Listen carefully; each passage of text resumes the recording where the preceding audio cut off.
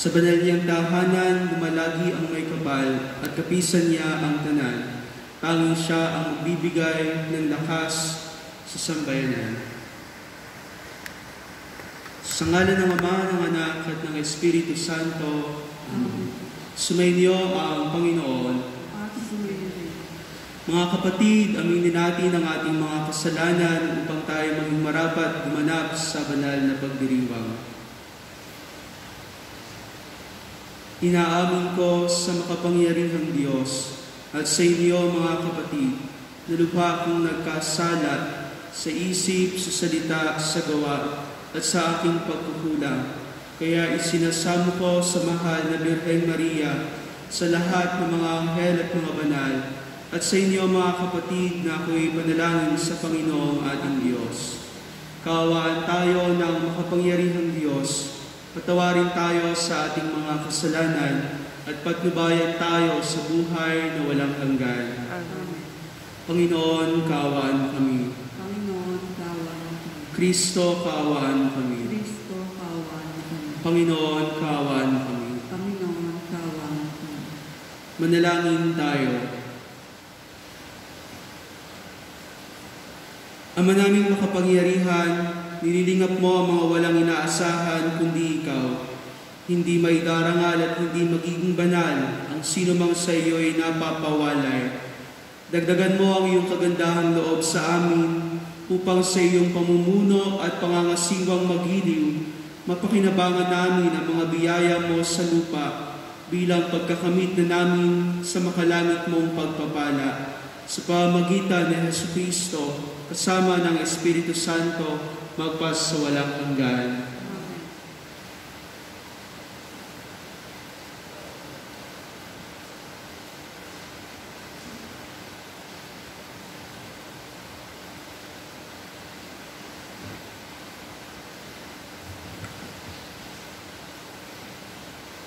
Pagbasa mula sa aklat ni Propeta Jeremias. Jeremias, ipaalam mo sa bayan ng iyong kalungkutan. Sabihin mo, araw-gabi hindi na ako titigil ng pag-iyak, sapagkat malalim ang sugat ng aking bayan, sila'y malubhang nasaktan. Pag lumabas ako ng parang nakikita ko ang mga nasawi sa digmaan, pag ako'y pumunta sa mga bayan, naroroon naman ang mga taong namatay ng gutom. Patuloy sa paggala ang mga propeta at mga saserdote, subalit hindi nila alam kung ano ang kanilang ginagawa. Panginoon, lubusan mo na bang itinakwil ang Huda? Napood ka ba sa mga taga-Syon? Bakit ganito kalubha ang parusa sa amin? Ano pat wala na kaming pag-asang gumaling? Ang hanap namin kapayapaan, ngunit nabigo kami. Inasam namin gumaling, ngunit katatakutan ang dumating.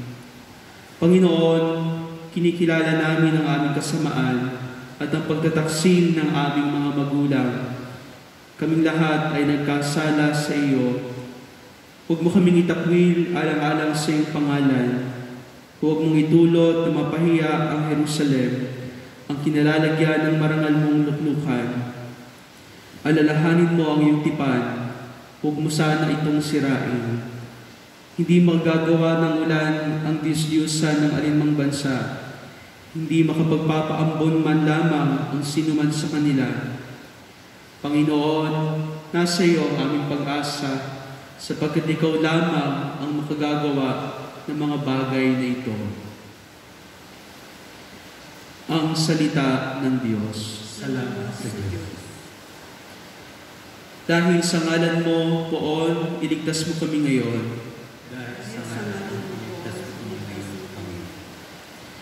Huwag mong parusahan kaming mga anak sa pagkakasala ng aming mga magulang. Ikaw ay mahabag sa mga lingkod mong pag-asa'y pumanaw.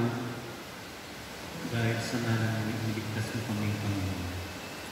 Mahabag ka sana, kami ay tulungan, Panginoong Diyos na tagapagligtas.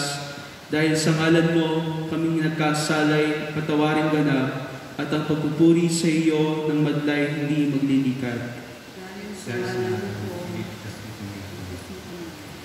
Iyong kahabagan ng mga binanggong kanilang hinuli, dinggin mo ang daing sa taglay mong lakas, iligtas mo silang takdang papatayin. Kaming iyong lingkod mo kaming parang mga tupa sa iyong pastulan. Dahil sa ngalan mo, iniligtas mo kami. Ligtas mo kami. Aleluya, aleluya, salita ng Diyos ang buto na tanim ni Jesucristo upang tumubo sa tao. Aleluya, aleluya.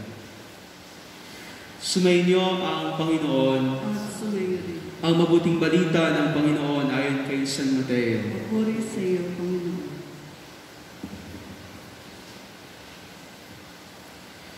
Noong panahong iyon, iniwan ni Jesus ang mga tao at pumasok sa bahay. Lumapit ang kaniyang mga alagad at sinabi sa kanya, "Paliwanag po ninyo sa amin ang talinghaga tungkol sa masasamang damo sa bukid." Ito ang tugon ni Jesus. Ang anak ng tao ang naghahasik ng mabuting binhi. Ang bukid ay ang sanlibutan. Ang mga taong pinaghaharian ng Diyos ang mabuting binhi. At ang mga taong pinaghaharian ng Diablo ang masasamang damo. Ang kaaway na naghahasik ng mga iyon ay walang iba kundi ang Diablo. Ang pag-aani ay ang katapusan ng daigdig at ang mga anghel ang mga tagapag-ani. Kung paano iniipon ang mga damo at sinusunog, gayon din ang mangyayari sa katapusan ng daigdig. Susunugin ng anak ng tao ang kanyang mga anghel at iipunin nila mula sa kanyang pinaghaharian ang lahat ng nagiging sanhi ng pagkakasala at ang lahat ng gumagawa ng masama at iahagi sa maningas na pugon. Do'y mananangin sila at mga ngalit ang kanilang ngipin. At magliliwanag na parang araw ang mga matuwid sa kaharian ng kanilang Ama. Ang may pandinig ay makinig. Ang mabuting balita ng Panginoon. Pinupuri ka namin, Panginoong Jesucristo.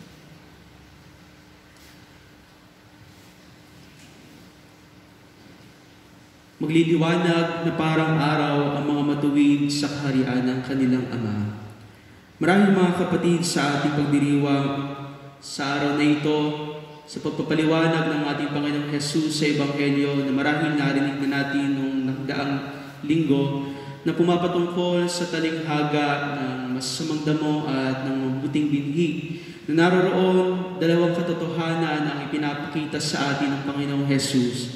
Ang una ay ang ating pakaisipin at tanggapin ang realidad ng kasamaan, na hindi natin kailangang magbulag-bulagan o magbingi-bingihan na para bang okay lamang ang lahat, ayos lamang, kaya ay may tuturing nating kaibigan ng lahat, no, na bahagi na ng buhay ang mapanghamon na pag-uugali na inaayawan natin.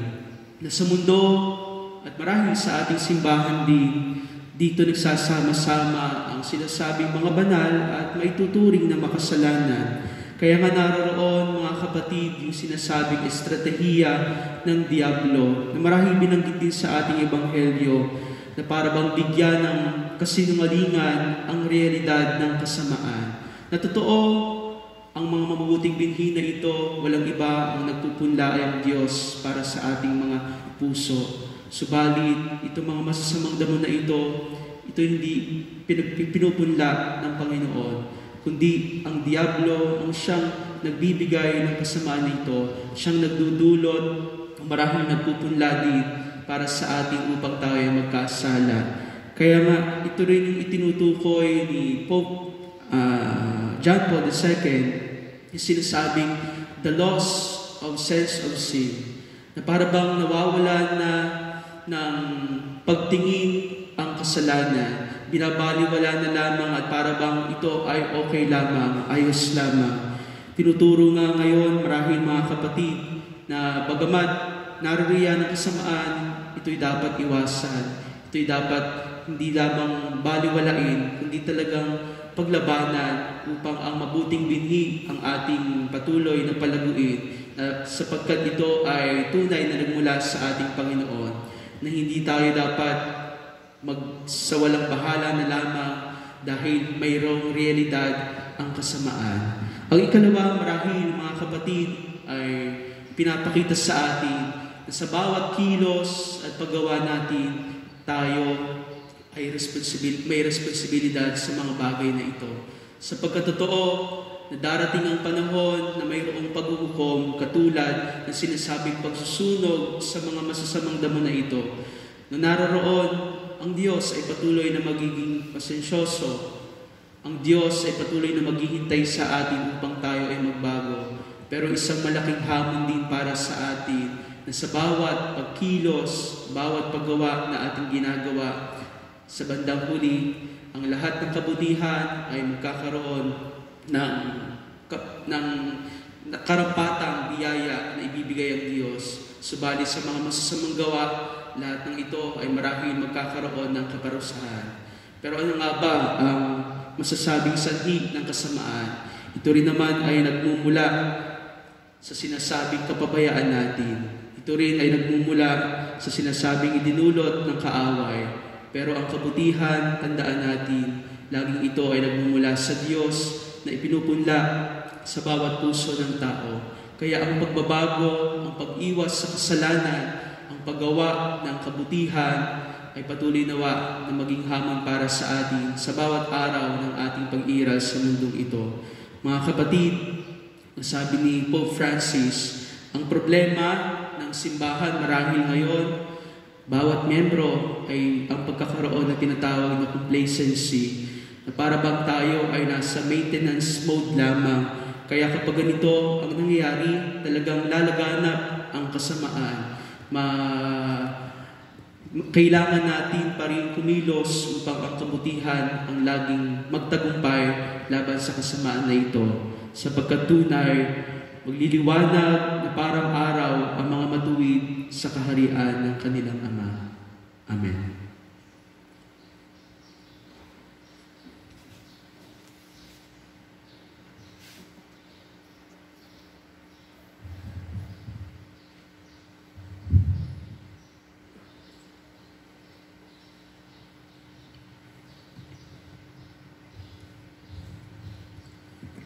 Oratio Imperata laban sa paglaganap ng COVID-19. Diyos, sa manamin lumalapit kami sa iyo para sa aming kahilingan na kami ay iyong proteksyonan laban sa COVID-19 na kumitil na ng maraming buhay at nakaapekto na sa sangkatauhan. Nananalangin kami para sa iyong biyaya para sa mga taong inatasan na pag-aralan ng kalikasan at ang sanhi ng virus na ito, gayon din upang mapahinto ang patuloy nitong paglaganap. Gabayan mo po ang mga inatasang mga laga sa kalusugan na kanila nawang magampanan ang kanilang tungkulin ng buong husay at may malasakit. Gabayan mo po ang mga kawani ng pamahalaan at ang mga nasa pribadong institusyon sa kanilang paghahanap ng lunas upang masugpo ang epidemyang ito. Pinapanalangin namin ang lahat ng mga naapektuhan, naway hulumin po ang kanilang karamdaman. Ipagkaloob mo po nawa sa amin ang iyong biyaya upang kami ay patuloy na makagawa ng kabutihan para sa lahat at makatulong sa lahat ng mga nangangailangan. Pinapanalangin po namin ito sa pamagitan ng aming Panginoong Hesukristo, ang iyong anak, na nabubuhay at naghahari kasama ng Espiritu Santo, magpasawalang hanggan. Amen. Maria, aming ina at tulong ng mga Kristiyano, Panalangin mo kami. San Rafael Arcangel, Panalangin mo kami. San Roque, Panalangin mo kami. San Lorenzo Ruiz, Panalangin mo kami. San Pedro Calusot, Panalangin mo kami.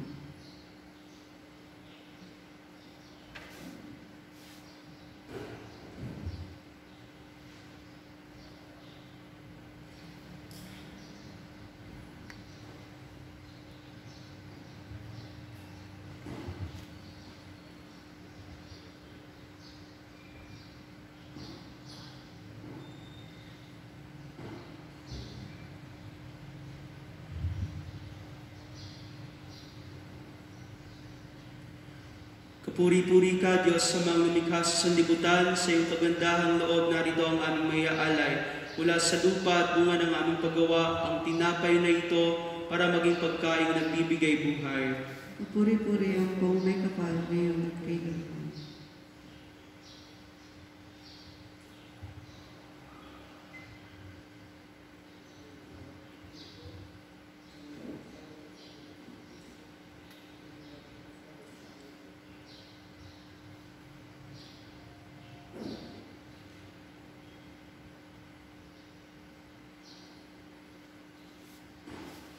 Kapuri-puri ka, Diyos Amang lumikha sa sanlibutan, sa iyong kagandahang loob, narito ang aming maya-alay mula sa katas ng ubas at bunga ng aming paggawa, ang alak na ito para maging inuming nagbibigay ng iyong Espiritu. Kapuri-puri ang po may kapal ngayon at kailanman.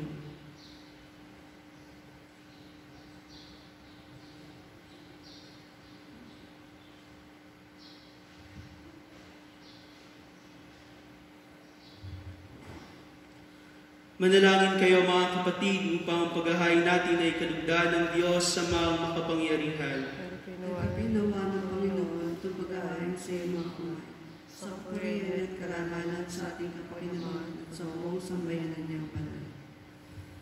Ama naming lumikha, tanggapin mo ang mga alay na sa iyo rin nagmula at ngayon aming inihahanda sa iyong dambana upang sa aming inaganap na pagdiriwang ang iyong paglingap ay magtaguyod sa tanan at magpabanal sa aming pamumuhay sa kasalukuyan at mag-akay sa amin sa ligayang walang katapusan sa pamagitan ni Jesucristo kasama ng Espiritu Santo magpasawalang hanggan. Amen. Sumainyo ang Panginoon. At sumayo, Taas sa Diyos ang inyong puso at diwa. tinaasan namin sa Panginoon. Pasalamatan natin ang Panginoong ating Diyos. Marapat mo siya ay pasalamatan. Ama naming makapangyarihan, tunay nga marapat na ikaw ay aming pasalamatan. Kinalugod mong likhain ang sanlibutan na iyong pinagbabago at idinarangal sa pamagitan ng iyong anak na kinalulugdan. Kaya't utang na loob ng iyong mga itinatangi at ng banal na kapiling mong lagi ang iyong paggiliw at pagkakandili. Kaya kaysa ng mga anghel na nagsisiawit ng papuri sa iyo nang walang humpay sa kalangitan, kami nabubuni sa iyong kadakilaan.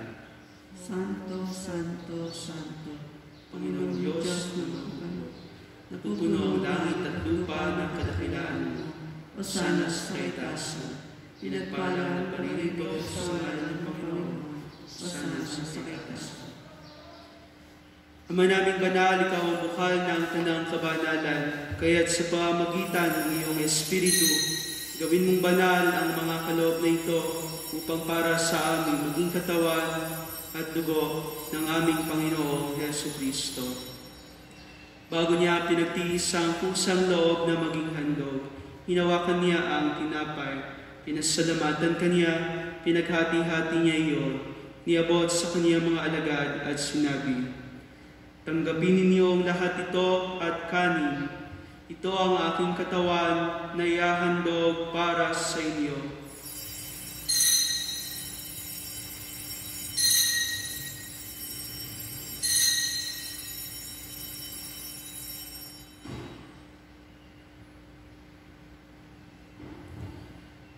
Gayun din naman noong matapos ang hapunan, hinawakan niya ang kalis. Muli kaniya ang pinasalamatan. Iniabot niya ang kalis sa kaniyang mga alagad at sinabi, "Tanggapin ninyong lahat ito at inumin. Ito ang kalis ng aking dugo, ng bago at walang hanggang tipan.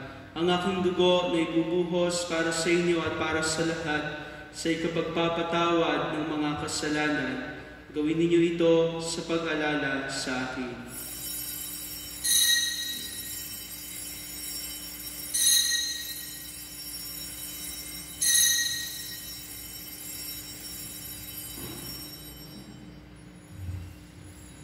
Ang misteryo ng pananampalataya. Si Kristo'y namatay, si Kristo'y nabuhay, si Kristo'y babalik sa wakas ng panahon. Ama, ginagawa namin ngayon ang pag-alala sa pagkamatay at muling pagkabuhay ng iyong anak. Kaya iniaalay namin sa iyo ang tinapay na nagbibigay buhay at ang kalis na nagkakaloob ng kaligtasan. Kami nagpapasalamat dahil kami iyong minarapat na tumayo sa harap mo para maglingkod sa iyo. Sinasama namin kami magsasalo-salo sa katawan at dugo ni Kristo ay mabuklod sa pagkakaisa sa pamamagitan ng Espiritu Santo. Ama, lingapin mo ang iyong simbahang laganap sa buong daigdig. Puspusin mo kami sa pag-ibig kay isa ni Francisco na aming Santo Papa at ni Beneventura na aming Obispo at ng Tanang Kabarian. Alalahanin mo rin ang mga kapatid naming nahimlay nang may pag-asang sila'y muling mabubuhay, gayon din ang lahat ng mga pumanaw. Kaawaan mo sila at patuloyin sa iyong kaliwanagan. Kaawaan mo at pagtapatin kaming lahat na makasalo sa iyong buhay na walang wakas. kaysa ng mahal na Birhen Maria na ina ng Diyos. Ni San Jose ng kaniyang kabiyak ng puso, kaysa ng mga apostol, ni San Santiago aming patron, at ng lahat ng mga banal na namuhay dito sa daigdig ng kalugod-lugod sa iyo, may pagdiwang nawa namin ng pagpupuri sa ikararangal mo sa pamagitan ng iyong anak naming Panginoong Jesucristo.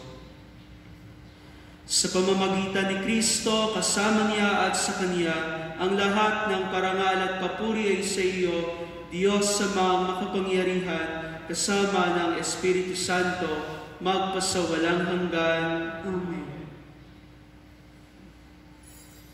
Bilang isang sambayanan ng Diyos, sama-sama nating dasalin ang panalangin itinuro ng Panginoong Jesus. Ama namin, sumasalangit ka, sambahin ang ngalan mo, mapasa amin ang kaharian mo, sundin ang loob mo dito sa lupa para ng sa langit. Bigyan mo kami ngayon ng aming kakanin sa araw-araw. Patawarin mo kami sa aming mga sala, para ng pagpapatawad namin sa nagkakasala sa amin. At huwag mo kaming ipahintulot sa tukso, at yadya mo kami sa lahat ng masama. Hinihiling namin kami yadya sa lahat ng masama, pagkalooban ng kapayapaan araw-araw, iligtas sa kasalanan at ilayo sa lahat ng kapahamakan, samantalang aming pinananabikan ang dakilang araw ng pagpapahayag ng tagapagligtas namin sa Jesucristo. Sapagkat sa iyo ang kaharian, ang kapangyarihan at ang papurihan magpakailanman. Amen. Panginoong Jesucristo, sinabi mo sa iyong mga apostol, kapayapaan ang iniiwan ko sa inyo, ang aking kapayapaan ang ibinibigay ko sa inyo. Tunghayan mo ang aming pananampalataya at huwag ang aming mga pagkakasala.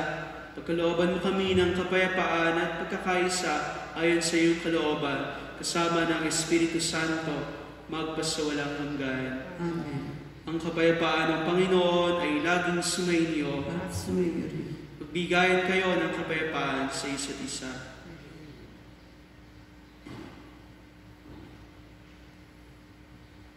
Ordero ng Diyos na nagalis sa mga kasalanan ng sanlibutan, maawa ka sa amin. Ordero ng Diyos na nagalis sa mga kasalanan ng sanlibutan, maawa ka sa amin. Ordero ng Diyos na nagalis sa mga kasalanan ng sanlibutan, pagkaloob mo sa amin ang kapayapaan.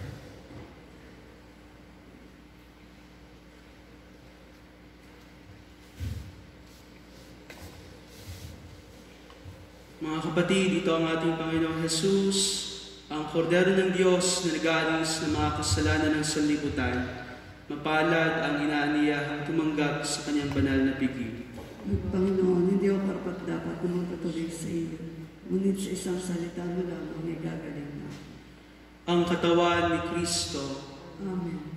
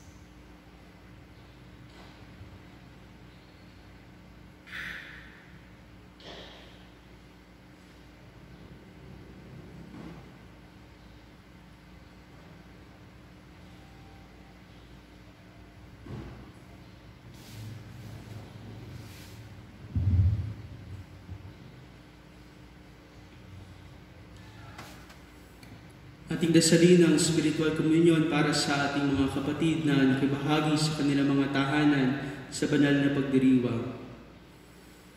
Aking Jesus, nananalig akong ikaw ay nananahan sa pinakabanal na sakramento.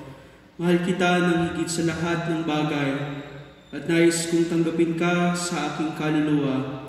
Subalit sa sandaling ito, ikaw ay hindi ko matatanggap sa banal na komunyon. Naway tanggapin kita ng espiritual sa aking pagnanais na ito at pumasok ka sa aking puso. Niyayakap kita na parang naririto ka na sa akin at pinagkakaisa ko ang aking sarili sa iyo. Huwag mong hayaang ako ay mawalay sa iyo. Amen. Manalangin tayo. Ama naming mapagmahal, pinagsaluhan namin sa banal na pakikinabang ang alaalang walang kupas ng iyong anak na nag-alay ng sarili niyang buhay para sa aming kaligtasan. Ipagkaloob mong ito ay magdulot ng pagunlad sa ipinamana niya sa aming pagliligtas bilang tagapamagitan kasama ng Espiritu Santo magpasawalang hanggan. Amen. Sumainyo ang Panginoon At sumayin. at naway pagpalain kayong lahat at ang iyong buong pamilya sa ngalan ng Ama, ng Anak at ng Espiritu Santo. Amen. Ang misa'y naialay na, taglay ninyo ang kapayapaan ni Kristo. Salamat sa Diyos.